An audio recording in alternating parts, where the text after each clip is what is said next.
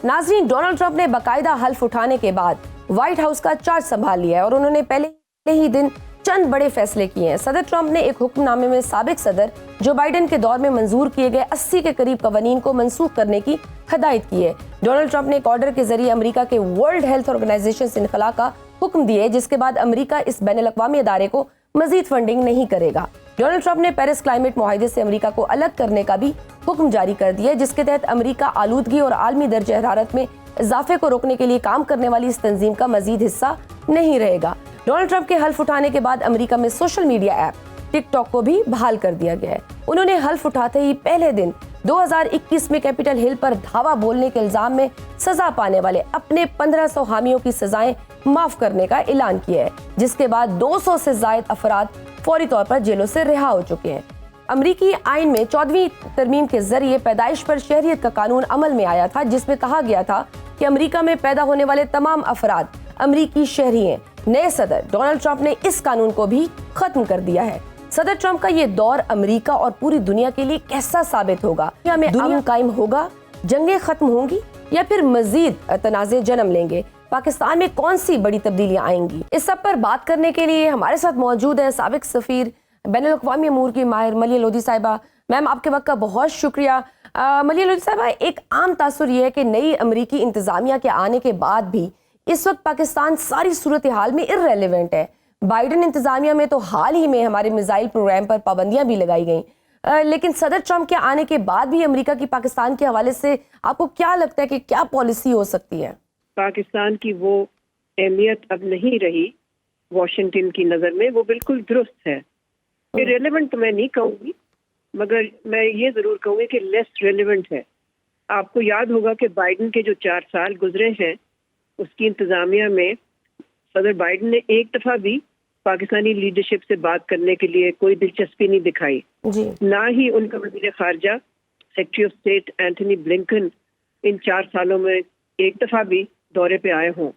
تو پاکستان کی جو کوششیں تھیں ریسیٹ کرنے کی تعلقات کو، اس لیے کہ تعلقات ایک دوراہے پہ کھڑے ہوئے ہیں، کراس روڈز پہ ہیں، جب سے امریکہ نے ملیٹریلی وڈرا کیا ہے افغانستان سے۔ تو پاکستان کی کوششیں میرا خیال ہے زیادہ کامیاب نہیں ہوئی، اس لیے کہ بائیڈن انتظامیہ نے کوئی انٹرسٹ نہیں دکھایا۔ اب ٹرمپ کے آنے کے بعد دیکھنا یہ ہے کہ اس کا رویہ کیا ہوتا ہے پاکستان کی طرف۔ جیسے کہ آپ اچھی طرح سے جانتی ہیں کہ اس وقت امریکہ کی جو سب سے ٹاپ اسٹریٹجک میں کہوں گی پرائیورٹی ہے، ترجیح ہے، وہ ہے کنٹینمنٹ آف چائنا۔ اور پاکستان ظاہر ہے چائنا کا بہت ہی کلوز اسٹریٹجک پارٹنر ہے، اور وہ کبھی کسی اینٹی چائنا کولیشن کا حصہ نہیں بننا چاہتا۔ تو اس سے پھر ظاہر ہے ہمارے تعلقات پہ اثر پڑتا ہے، لمٹ کر دیتی ہے وہ ریلیشن شپ ہماری جو ہے امریکہ کے ساتھ۔ اور پھر امریکہ کا اپنا جو فیصلہ ہے کہ انہوں نے بھارت کو انتخاب کیا ہے as their partner of choice ہمارے خطے میں، تو اس کی وجہ سے ظاہر ہے اسپیس پھر بہت لمٹ ہو جاتی ہے پاکستان یو ایس ریلیشنز کے لیے۔ مطلب ہماری سفارتکاری میں بھی کہیں نہ کہیں کوئی ہم لاک کرتے تھے کوئی لوپ ہول سے، جو ہم واشنگٹن میں اپنا مدعا اپنا نقطہ اس طرح سے پیش نہیں کر سکے۔ میرا خیال ہے کسی حد تک یہ آپ ٹھیک کہہ رہی ہیں، مگر کافی اس کا میرا خیال ہے اس کا تعلق زیادہ اس بات سے ہے کہ ملک جو ہوتے ہیں وہ اپنے مفاد کے مطابق چلتے ہیں، وہ کسی لابینگ کے مطابق نہیں چلتے۔ تو اگر امریکہ کا مفاد اس وقت نہیں ہے کہ پاکستان کا کوئی رول ہو ان کی پلانز میں، ان کی خارجہ پالیسی میں، تو پھر میرا خیال ہے کافی مشکل ہو جاتا ہے۔ ایک چیلنج ضرور ہے پاکستان کے لیے، اور اس حوالے سے آپ درست کہہ رہی ہیں کہ پاکستان کو اپنی ڈپلومیسی کو زیادہ افیکٹو بنانے کی ضرورت ہے، اور خاص طور پہ پاکستان کی جو نمائندگی ہے واشنگٹن میں وہ کافی عرصے سے بہت کمزور رہی ہے۔ کانگریس میں تو پاکستان کی طرف سے لگتا ہے کہ کوئی کام ہی نہیں ہوا، اسی لیے وہاں پر اتنی نیگیٹو آپ کہہ سکتے ہیں نیگیٹو ماحول ہے، نیگیٹو ویوز ہیں پاکستان کے بارے میں۔ ٹھیک۔ اور ڈونلڈ ٹرمپ نے ہم نے دیکھا جیسے افغانستان کے حوالے سے بھی ایک سخت موقف اپنایا۔ وہ کہتے ہیں کہ جب تک وہ ہمارا فوجی ساز و سامان واپس نہیں کرتے ہم انہیں رقم نہیں دیں گے۔ اس وجہ سے افغانستانی کرنسی کو بھی شدید دھچکا لگا ہے، ڈالر ریٹ بھی تیزی سے بڑھ رہا ہے۔ تو افغانستان پر امریکی پالیسی کے کیا اثرات ہوں گے؟ دیکھیں ابھی تو ہم نے دیکھنا ہے کہ پالیسی ہوگی کیا. اس لیے کہ پچھلے چند سالوں میں جب ہم نے دیکھا کہ امریکہ افغانستان کو چھوڑ کے چلا گیا, ملیٹریلی اس نے وڈرا کر لیا ہے, تو اس کے بعد سے امریکہ نے افغانستان کو زیادہ توجہ نہیں دی, اس لیے کہ ان کے پورے خارجہ پالیسی کے پلان میں افغانستان کہیں فگر نہیں کر رہا تھا.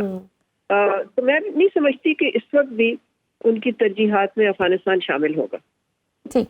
ڈونلڈ ٹرمپ نے پاناما کینال کے بارے میں بھی جارحانہ بیان دیا, لیکن انہی کی تقریب حلف برداری میں چینی نائب صدر بھی شریک ہوئے اور انہوں نے ایلن مسک سے بھی ملاقات کی. تو آپ کو لگ رہا ہے کہ صدر ٹرمپ چین کے ساتھ حالات بہتر بنائیں گے یا پھر کوئی لڑائی مزید بڑھے گی, مزید آپ کو لگتا ہے کہ پابندیاں ہوں گی؟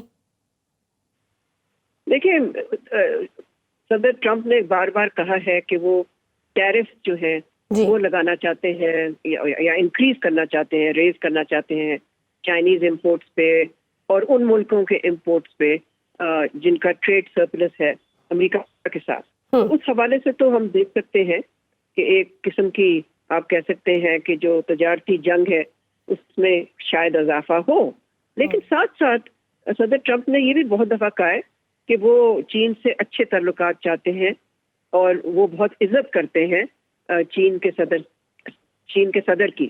تو اب دیکھنا یہ ہے کہ آیا وہ ایسکلیٹ کرتے ہیں ٹینشنز کو یا وہ ایک سٹیبل ریلیشن شپ بنانا چاہتے ہیں. یہ مشکل ہے اس وقت کہنا, مگر میرا اپنا خیال یہ ہے کہ ٹرمپ لڑائی نہیں بولے گا, اس کو لڑائی کرنی شوق چین کے ساتھ, لیکن کمپیٹ کرنے کا ظاہر ہے وہ تو کریں گے. دیگر عالمی چیلنجز کو دیکھیں تو نئی امریکی انتظامیہ کے سامنے مسئلہ فلسطین ایک بڑا چیلنج تھا, لیکن حماس اور اسرائیل کا معاہدہ ہو گیا. لیکن اب حلف اٹھانے کے بعد صدر ٹرمپ خود کہتے ہیں کہ میں زیادہ پر امید نہیں ہوں کہ غزہ جنگ بندی معاہدہ برقرار رہے گا, کیونکہ حماس کو کافی کمزور کر دیا گیا ہے. آپ کو لگتا ہے کہ اسرائیل مزید حالات خراب کرے گا, کیونکہ اسرائیل نے کبھی جنگ بندی معاہدوں پر عمل درآمد نہیں کیا؟ یہ تو پوری طویل تاریخ ہے جس میں کہ اسرائیل نے ہمیشہ جنگ بندی کے جب بھی معاہدے ہوئے ان کی خلاف ورزی کی ہے اور ہمیشہ جارحانہ ایٹیچیوڈ اور پالیسی اختیار کی. اور اس وقت بھی ایک طرف سے تو غزہ میں جنگ بندی کا معاہدہ ہوا ہے اور دوسری طرف وہ West Bank occupied West Bank میں انہوں نے ایکسٹریم قسم کی وائلنس کی ہے اور وہاں سیٹلرز جو ہیں وہ فلسطینی لوگوں کو اٹیک کر رہے ہیں, وہاں پر کیجولٹیز بھی ہو رہی ہیں. تو یہ جو escalation of violence West Bank میں ہے, اس سے تو نہیں لگتا کہ اسرائیل امن میں کوئی دلچسپی رکھتا ہے. یس, اور ناٹ اونلی دس بلکہ ڈونلڈ ٹرمپ نے تو حلف اٹھاتے ہی انتہائی دائیں بازو کے جو اسرائیلی قبضہ گروپوں اور افراد پر بھی بائیڈن انتظامیہ کی عائد کردہ پابندیاں ختم کر دی ہیں, ان کے منجمد کیے گئے اثاثے بھی واپس ہو جائیں گے. ہاں, اور یہ بہت ہی میں سمجھتی ہوں برا سگنل گیا ہے اس حوالے سے کہ اس سگنل سے تو پھر اسرائیل نے یہی سمجھا کہ ہم جو مرضی کریں ویسٹ بینک میں, ہمارے سیٹلرز جا کے جس مرضی کو مارے پیٹے اور قبضہ کر لیں ان کے لینڈ پہ تو کچھ نہیں ہوگا. تو یہ صدر ٹرمپ کا بہت ہی افسوسناک سٹیٹمنٹ تھا. اچھا مریم رود صاحبہ, ایران اس ساری صورتحال میں کہاں سٹینڈ کرتا ہے؟ کیونکہ ایرانی وزارت خارجہ کے ترجمان اسماعیل بقائی کہتے ہیں کہ ہم امید کرتے ہیں کہ نئی امریکی حکومت ایک حقیقت پسندانہ اپروچ اختیار کرے گی. ٹرمپ کے پہلے دور میں ایران کو پابندیوں سے ریلیف ملا تھا, لیکن اب ایران کے جوہری پروگرام کی وجہ سے فروری سے مزید پابندیوں کی آوازیں بھی اٹھ رہی ہیں. ایران کے حوالے سے امریکہ کی کیا پالیسی ہوگی؟ میرا خیال ہے صدر ٹرمپ ایران پہ پابندیوں کو سخت کرے گا, لیکن وہ اس کی حمایت نہیں کرے گا اسرائیل کی, جو چاہتا ہے کہ ایران پہ حملہ ہو اور ایران پہ جنگ کی جائے جس میں کہ امریکہ بھی ان کے ساتھ مل جائے.